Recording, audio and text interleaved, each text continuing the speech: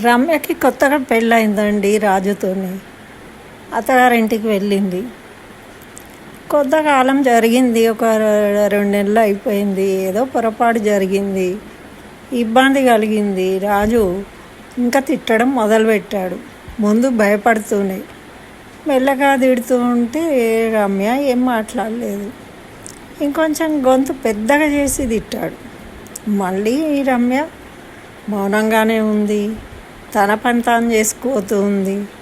ఇంకొంచెం గట్టిగానే తిట్టాడు, ఇంకా కొంతసేపు తిట్టాడు, చూస్తూ ఉన్నాడు. అయినా మౌనంగానే ఉంది. కొంతసేపు అయిపోయిన తర్వాత అప్పుడు, ఏంటి నేను ఇంతగానో మరుస్తూ ఉంటే నువ్వు మాట కూడా మాట్లాడడం లేదు అన్నాడు దగ్గరికి వెళ్ళి. అప్పుడు రమ్య ఏమంది అంటే, కొత్త కదండి, ఇప్పుడే వింటున్నాను.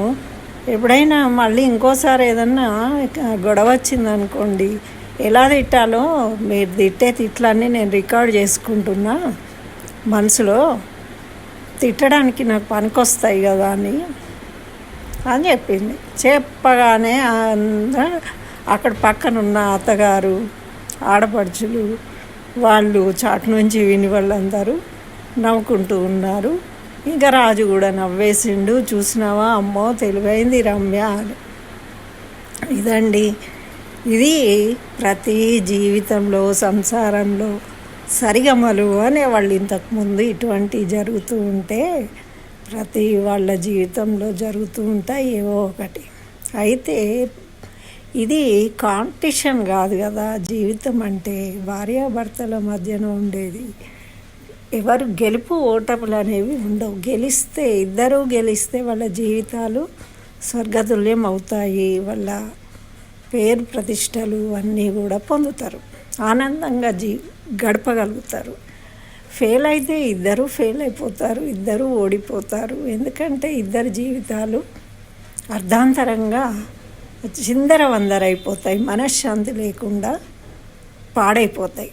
పిల్లలు ఉన్నారనుకోండి, పిల్లల బతుకులు కూడా ఆగమైపోతాయి. ఇంతే చిన్న విషయంలో ఎంతో పెద్ద ప్రమాదాన్ని కొని తెచ్చుకున్న వాళ్ళం అవుతాం అన్నమాట. కాబట్టి మనము జీవితంలో కొనసాగించాలి స్నేహాన్ని. ఇటువంటి అవాంతరాలు వచ్చినప్పుడు నవ్వుతూ వాటిని ముందుకు వెళ్ళిపోవాలి, అంతే.